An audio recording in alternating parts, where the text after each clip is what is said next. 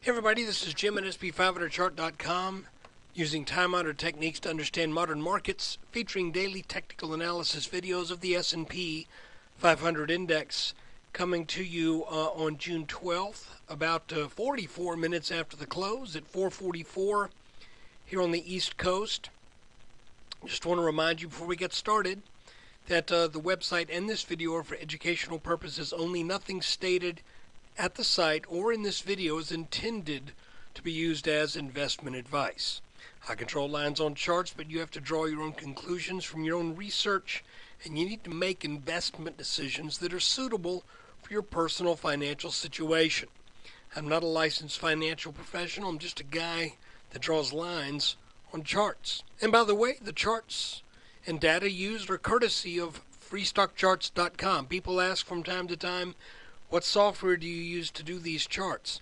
I don't. I use a website, freestockcharts.com. I'm not affiliated with them, but I'm glad they exist. Guys, no real big surprises here.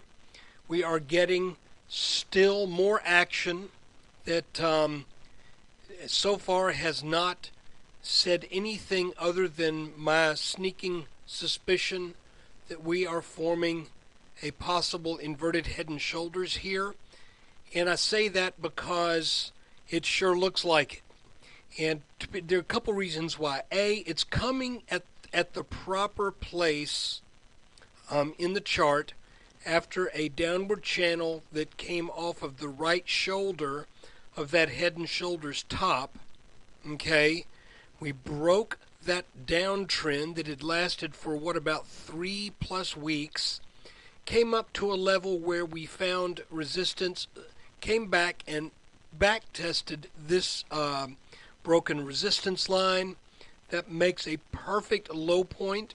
We then rallied back yesterday, gapped up to the exact same level that we were at back in the end of May, and started to sell off.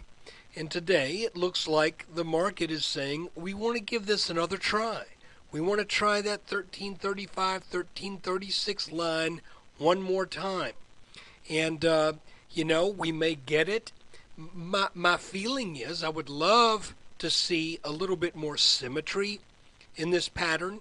And if we were to get a little bit more symmetry, then that means we would expect to break this line probably in 7 to 8 days. But, we're not guaranteed symmetry. If you look back on some of the previous inverted head and shoulders, you can see there've been some kind of ugly, strange things. All of this ugliness right here turned into a fairly symmetrical inverted head and shoulders pattern that is in this oval.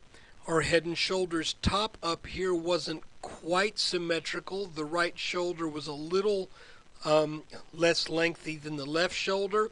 Same goes for this head and shoulders top right here. But if we go back to the fall and summer of 2010, this was a very symmetrical pattern here. This inverted head and shoulders back that is the largest one we have on the chart over the past 3 or so years. This one had a very truncated right shoulder. So we're not guaranteed symmetry is the moral of that story. But I'm still looking at this line as the signal line. What makes this interesting is if we break this line anytime soon, we know that we have a target that would be the height of the pattern. And since this is a nearly perfectly horizontal pattern, it doesn't matter where we put this line. If it breaks out, it's the same place because that line's horizontal. So this line tells us a little over 1400.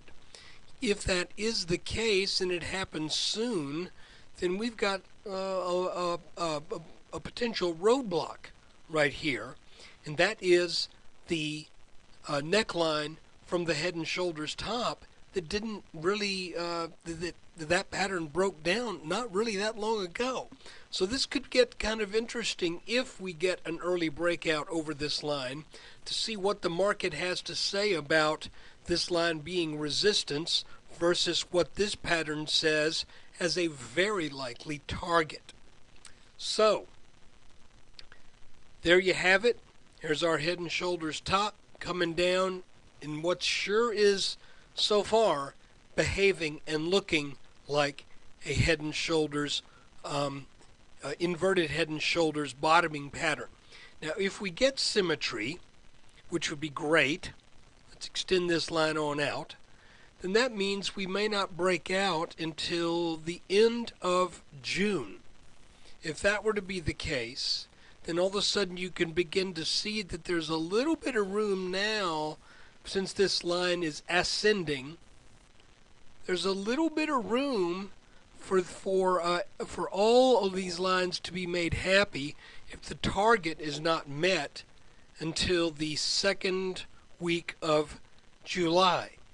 But you know, I've kind of made these prognostications in the past, and they've turned out to not work out so nicely. But so right now, let's just play it for what it is. This is resistance. This looks like, so far, an inverted head and shoulders. It's not, I will have to say this, it is not an inverted head and shoulders pattern until it breaks out over that neckline. It's looking like it right now. I'm certainly considering that is what it will end up being, but until it is confirmed, it's just guesswork. Once it's confirmed, then we start having that 75 to 80% target expectation of a 75 to 80% chance of that target being met. But until we get over 1335, 1336 with a nice move, and I would say that would have to be a move that would get to about 1350, then we're just kind of looking at it and we're playing a little bit of guesswork. But you know, it's fun to do, and I think we ought to have this on our radar, because the S&P has really had a penchant over the past few years for telegraphing what it wants to do through these patterns. So let's keep an eye on it together. And I just want to, hey, thanks for taking time out of your day to watch this. And by the way, if you look at a 5-minute chart, you can see that that we've also had these little lines that I've been drawing, that once this resistance line got taken out, we came back for a back test. And I'm thinking now, maybe this is a line to keep an eye on as well. And by the way, if you're a subscriber, I want to remind you that you can get this live chart. And this live chart would be available in the subscriber area of the website. So you would see this exact chart updated in real time with the lines and everything. Now, if we get a little bit of symmetry in this pattern, let me just add one more thing, then that means we will need to probably come down and maybe even put in a new a lower low than what we've had over these past two dips. And if we do that,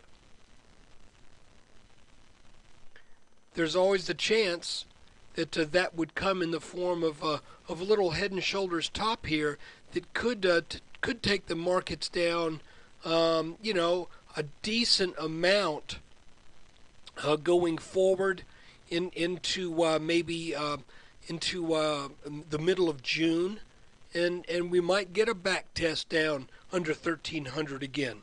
That is certainly not out of the question. But the big picture right now, for now, is the inverted pattern. We can keep an eye on this as a possible little head and shoulders topping pattern here. But again, that won't be true unless this line breaks.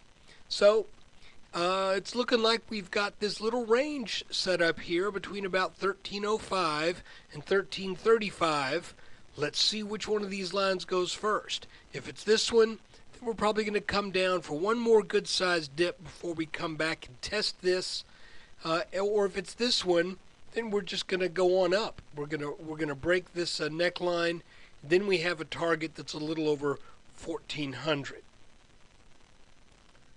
Okay, guys, I had a little interruption there. My wife came down and had to vent. about some neighbors. So I think I was just in the process of saying thanks for watching, and I want to add to that, thanks for subscribing. Take care.